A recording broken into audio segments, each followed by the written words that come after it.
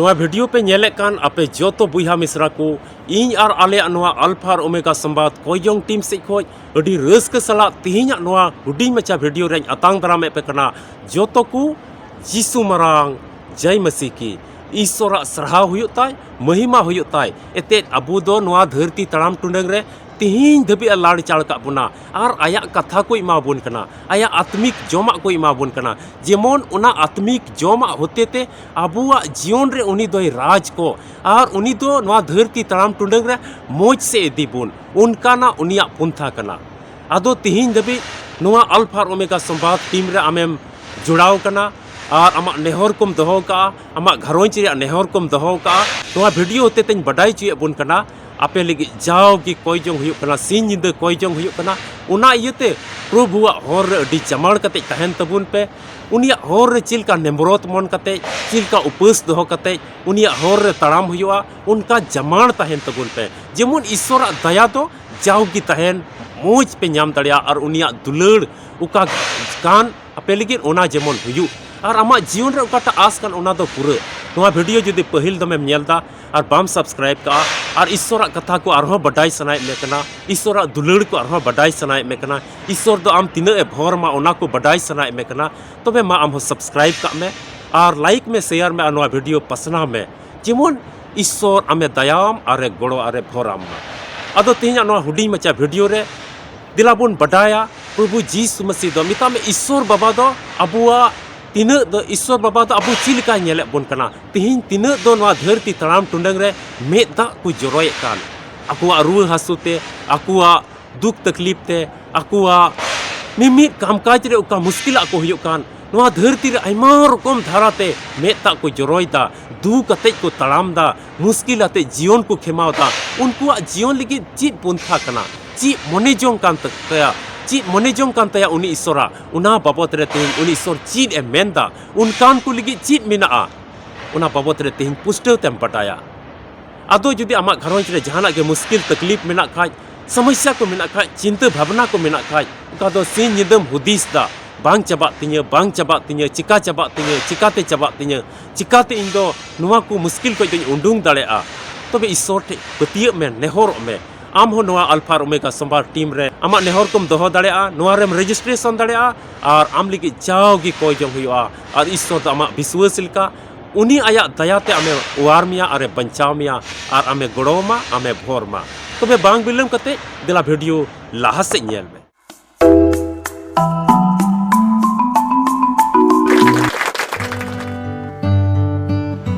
ईश्वर सरहाव को मा मसीरे दुलड़िया बुहा मिश्रा ईश्वर तो अडी मौज अत और ओक्ते तिहिन एम कना उनिया कथा नोयम नेल दाड़िया कना उनिया कथा नोयम उरुम दाड़िया कना तिहिन आमा चलावेन जीवन रे आयमा रकमा बड़ी आरे आमेम तहे कना मेनका तिहिन हुदिस अचुर कान तमा और आमा ढई खोय आमा उड़ा खोय आमा जायगा खोय तिहिन आम नोआ कथाम नेलदा ओका दो सोशल मीडिया होते ते पसना कान ईश्वर नोआ कथा अंजम कते सरीगे आम मन रे जिराम आइकौदा और आम लगी नोआ गी लेका कना आदो निया उक्तरे जुदी बाइबिल आम ठे मेना खाय दिल आम हो सुरकाम कागज कलम मेना खा ओना हो सुरकाम और जुदी बनु खाय नोआ कथा अडी ध्यान कते अंजम में आम लगी तिहिन चीज एमेंदा तिहिन नोआ धरती तड़ाम टुंडंग रे तिनक को राग दा रुआ हसु तिको राग दा जहां दो जम बाको नाम दा ओना तिको राग दा आम अडी मारी रोग तिको जबुन कना ओना तिको राग दा अडी आयमा बछोर को केस मकरदमा चला कना ओना तिको राग दा जुरी परी किन एपेर हेंडेज कना ओना तिको राग दा गिद्रे को बिगार कना उनाते को रादा आयरन बुहा मिश्रा को बाको रोड़ा उनाते रादा पीड़ा पुरहु को संगीन चबाव कना ओकोई गी गड़ो को बनू कोआ उनाते पसेम रादा तिहिन आम और पसे आयमा तर उका दो आमा जीवन रे कुकुमुम नेले नोआ धरती तड़ाम टुंडंग रे पुरा तिन उना को आमा जीवन रे आसबांग पुरा कना आदो रा रे मेनामा रा ते ईश्वरा होर रेम तड़ाम दा रा ते सिंह और निदम खिमाव दा रा ते प्रति मिनट आमा जीवन रे खिमा कना आदो तिहिन आम लगी जीत मिटे आस मिना उनी ईश्वर से कोय मा जेमन ईश्वर आमा जीवन रे पुरा जेमन ईश्वर आमे दयावाम जेमन ईश्वर आमे गड़ोवाम दिला बाइबिल को मिटे पाठ बन पढ़ावा ओंडे चीज एमेंदा सिरिंग को पुथी मिता में भजन संहिता 126 सेटिंग और पढ़ाते दो 5 कली और 6 कली ओंडे मेंदा मेदा जोरो जोरो ते एर को दो हुलसाते को ईरा रा ते को सेन इदी कान छितियोवे कान इता हेरमेट कते हुलस आते को रुआड़ हिजुआ आकुआ बिंडा दिपिल कते मेनदाय तिना तो तिहिं नुआ धरती तड़ाम टुंडंग रे रा रा तिकु एरे कान आकुआ इता आकुआ आस आकुआ भरसा आकुआ इता तिना तो तिहिं रा रा तिकु एरदा उनकुआ जीवन रे अडी रस्क हिजुआ मिता में अडी रस्क सला को ईरा मिता में उका तिहिं आज एरे कान इता रा रा ते दुख सहाव कते हरकित सहाव कते कष्ट सहाव कते मिता में ओना इता तो चेत हुई दाड़े तिहिं ओना घरोंज रिया हेलमेल ईश्वर कथा को पसनाव मीट इटा को आमा मोज रहन सहन ते बडाई चुको ओना रिया इता भागी संवाद रिया इता मोज चली चलन रिया इता कोई जोंग रिया इता ईश्वर कथा अंजोम रिया इता तिहिं आम जुदी रा रा ते जुदी ओना कथाम पसनावे कान खाज रा रा ते तिहिं ईश्वर कथा को पसनाव दा मिता में आयमा रकम से लिकाते तिहिं ईश्वर कथा पसना कना आमा मोज चली चलन से लिकाते ईश्वर कथाम पसनाव दा कोई जोंग से लिकाते ईश्वर कथाम पसनाव दा बुहा मिश्रा को हेलमेल ताहे से लिकाते ईश्वर कथाम पसनाव दा लटू को ईश्वरन गुती को मानत दोहो से लिकाते ईश्वर कथाम पसनाव दा तबे नोआ को जतो चिकाय रे आम दो दुख आर हरकितेम सहाव दा आम दोम रा दा मेद दा जोरो जोरो ते आम तिहिं इतम एरदा आमा जीवन रे चीज हिजुआ ईश्वर दो नुंकाना अतार ओक्ते एगुया आम दो हुलस आते एम ईर रकाबा आमा फलंत ओना जोको आमा ओना मोज जोको आम दम न्यामा नुआ धरती तड़ाम टुंडंग रे आयमा रकम मुश्किल कते तिहिं मेद दाम जोरोयदा आयमा तर घरोंज रे तिहिं रुआ हसुते मेद दा जोरो जोरो ते दिन को पारमोग कना जम ओकोय बाको न्यामदा उनकुआ मेद दा जोरो जोरो ते दिन पारमोग कान तकुआ ओकोय दो कमी बाको न्यामदा ओना इयते मेद दा जोरो जोरो ते आया जीवने खेमावदा आइरे निना इन पढ़ाव किदा चिकाते इन दो कमी न्यामा चिकात अडी भावना रिया जीवन कान तिnya अडी दुख रिया जीवन कान तिnya चिकाते इnya जीवन रे दो मिटे मार्शल हिजुआ चिकाते इnya जीवन रे दो मिटे लांदाई रिया दिन हिजुआ उनका ना कोयो होर रे मिनाया ईश्वर मेंदा सिरिंग को पुथी 56 हटिंग 8 कली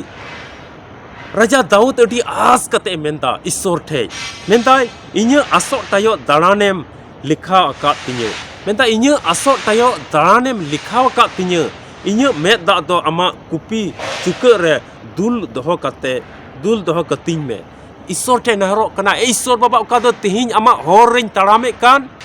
उना रे आयमा तर दुख आर तकलीफ को इᱧ सहाव का उना इते उका मेद दा इᱧ जोरो कान तिन धरती रिया दुख को सहाव इते धरती रिया कष्ट को सहाव इते रुआ हासु को इᱧ जीवन रे हिजु इते रेंगेज तितांग इते इᱧ जीवन रे का मेद दा जोरो कान अलिन जुरी परिलिन रादा इन जन गिद्र को रादा आलेया घरोंज रिया मेद दा दो आमा चुका रे भुराव तो काम जेमन उना खोल इन जीवन रिया मिद दिन सरी बिचार हुयु आर उना को बदलते उन दुलड़े मावइन उन भोर आर सहय मावइन दुलड़िया बुहा मिश्रा को नुआ कथाते सबितो कना मी ईश्वर दो अबुआ उना मेद दा उका तिना बूंद बूंद जोरो कान उना कुरिया मिमी हिसाब अबुआ जीवन रे मोज आर रस्कते इमाबोना उना येते नुआ धरती तड़ाम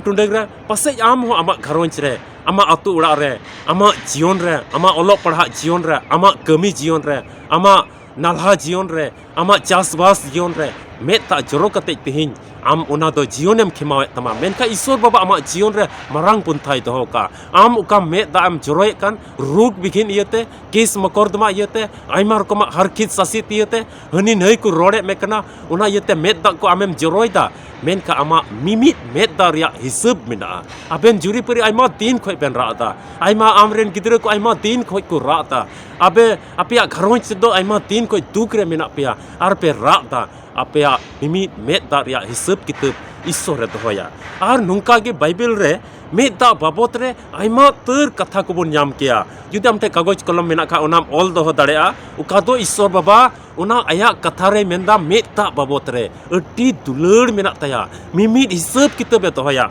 उना को दो बोन नाम किया जोहन टे सदर पुथी 21:4 कली आर होबोन नाम किया मेद दा बाबत रे दुसार राजा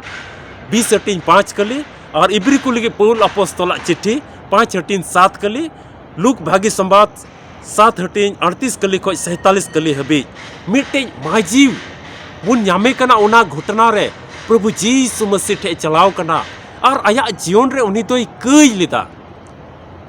Hante nate nyinda nyu tanante ladghat kami kore uni doi tahe kana. Jion ayak juan te do beri are lad chale kan thenya. Hani kura saw, nei kura saw, hani baba hor saw, noi baba hor saw. Ayak ona hormo hati re be beri a kami kan thenya ladghat kami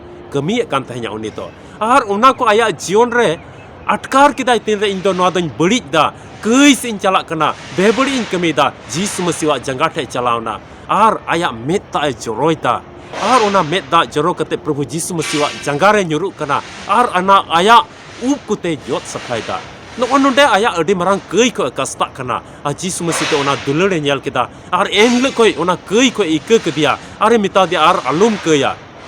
Du tihin koi moj te sen jong me ar unia kei ko te joto ike ka te ya. Dulariya buiha misra noa dharti talam tundang re tihin am ho aima rokoma ruk bigin kote aima rokoma kes mokordma kote aima rokoma eper handek kote aima rokoma buiha bape rol chonga amren pila ko baku rola una yete tihin am met da am joroita una yete di bhabana re minama aben juri puri hudis thakau kana ben chi lang chikaya ukare mina upai nungkana hudis re mina bena una yete tihin aben met da jorok kate ama gharonj redo tihin am isora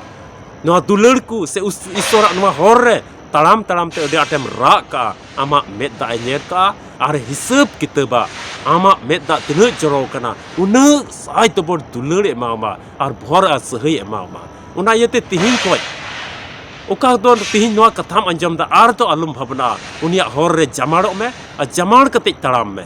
ama mimi met da ya hisab kitab do Isore emama.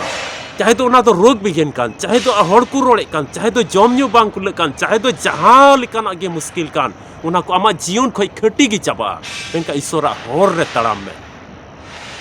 Ado adi sahau re menama, adi taklif re menama. Isor te koi jong tem langau kana, bang chaba kana. Tin biswas chit me. Tin taram chit me, chit riya jarur menam lege. Tobe ne isor ame dayama are goroma. Agar ayak kata ku te perej ni am to arama jion re ayak bhora sahai ku agu kate am doi tular mia a bhora sahai te perej kama isor ge ayak katha se likate ape joto ku noa video tina pe nyel ka am no em nyel ke ape joto ku isor gora are bhor pe noa alpha omega sambad noa koijong team re 24 घंटा koijong huyuk kana ar adi aima utar buiha misra ape pe judaw kana noa team re una yete ape joto ko isor goro are bhor pe ma ape adi sarhaw ar chilika isora hor re taram huyua prabhu hor re chilika kasta huyua chilika taram huyua unka ge jawgi jamar kan tahen pe biswas re alupe kamjoro a mita me laha di tabun pe jemon isora dulur ar taya ape jion re ape uka do as mena una pura atina tin buiha misra ko bape judaw dare kalda noi nyelok kan nomor am sampor ke dare ama gharonj re judi duk taklif bhabna cinta haron kosto muskil ko mena kaj isor te ama nehorem doho dare ar noa nomor re kol kate amem badai dare chilka registration huyua ar amem judaw dare isor do ama jion re mite marang botol ar bhor a sahai khati ke ame mawam lekin ar goroma unia hor te moj te taram me ar jaman kate tahen me Isor ge ayak katha se likate joto ko goro are bhor pe ma video do node gi mucha da nyapam bun ar mite video re ma ape joto ko alia no alpha omega samba team se khoi Jisu marang jai masiki